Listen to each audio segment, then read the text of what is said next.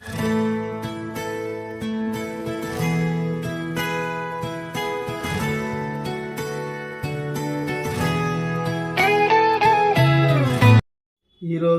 దేవుని కృపావాక్యం వింటున్న మీ అందరికీ ప్రభుపేట వందనాలు. పరిశుద్ధ బైబిల్లో నుండి ఒక లేఖనాన్ని మనము చదువుకుందాము. హెబ్రీలకు రాసిన పత్రిక 11వ అధ్యాయము 17వ వచనాన్ని చదువుకుందాము. అక్కడ రెండు విషయాలు ఉన్నాయి. రెండు విషయాలు కూడా మనము తెలుసుకుందాం. మొదటి మాట మనం జ్ఞాపకం చేసుకున్నట్టయితే, అబ్రాము శోధింపబడి ఉన్నాడు. శోధన వచ్చింది అబ్రాముకి. ఎవరి చేత శోధన వచ్చిందంటే దేవుడే అతన్ని శోధిస్తూ ఉన్నాడు. మనకు కూడా రకరకాలుగా శోధనలు వస్తూ ఉంటాయి కదా. భార్య భర్తలకు ఒకరికొకరు శోధనలు, తండ్రి కొడుకులకు ఒకరికొకరు శోధనలు, రోగము చేత శోధన, ఆర్థిక సమస్యలతో ఒక శోధన, ఇబ్బందుల చేత ఒక శోధన, ఎన్నో శోధనలు మనం ఎదుర్కొంటూ ఉంటాం. అయితే అబ్రాహాం కూడా ఒక శోధన వచ్చింది. శోధింపబడుతూ ఉన్నాడు, దేవుని చేత శోధింపబడుతున్నాడు.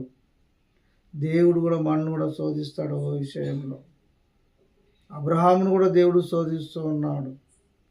అబ్రహాముని ఎలాంటి శోధన వచ్చిందంటే, ఆయనకు కొడుకునే దేవుడు బలి అడుగుతున్నాడు.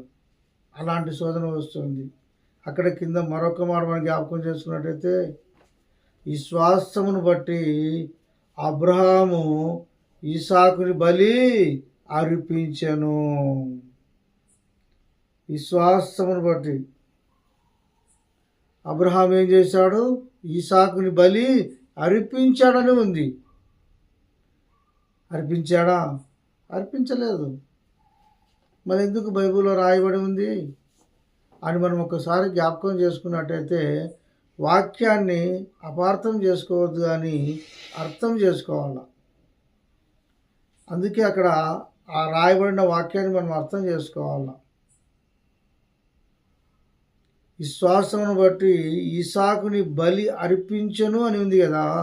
ఆ మాటకు ఒకసారి మనం ఏమర్థం చేసుకోవాలంటే, దేవుడు అబ్రహమా నీ కొడుకుని బలి అర్పించు అన్నప్పుడు ఆ క్షణమే తన హృదయమందు దేవుని మాటకు విధేయత చూపించాడు. ఆ రోజే తన హృదయంలో ఇసాకుని బలి అర్పించాడు. ఏదైనా సరే హృదయంలో నుంచి రావాలా. దేవుడు అంటాడు కదా, ఒక స్త్రీని చూసి మొహనకు చూసి హృదయమందు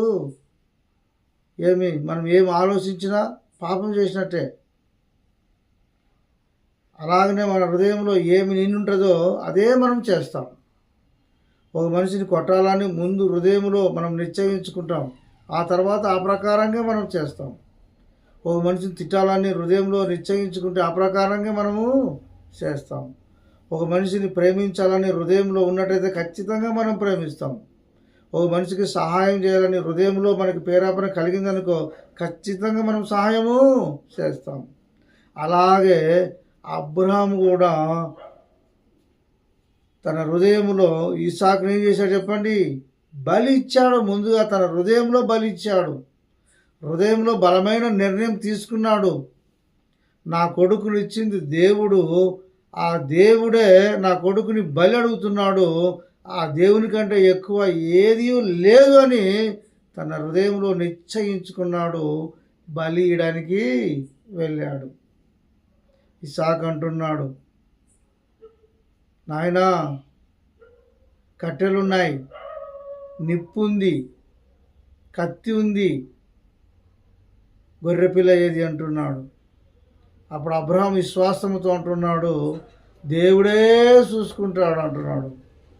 ఎంత విశ్వాసం అండి అబ్రహాంకి! అలాంటి విశ్వాసం నీకు ఉందా? అలాంటి విశ్వాసం కలిగి ఉండాలండి మనము. అబ్రహాం అంతేకాకుండా తన భార్య కూడా చెప్పుకోకుండా వచ్చాడు. నా భార్యకు చెప్తే నా కొడుకుని బలు ఇవ్వలేదు.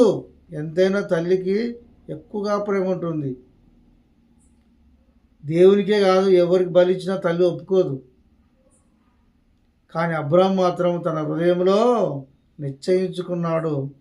భార్యగా చెప్పుకోకుండా దేవుడు చెప్పిన ప్రాంతానికి ఆయన వచ్చినట్టు మనము చూస్తున్నాం.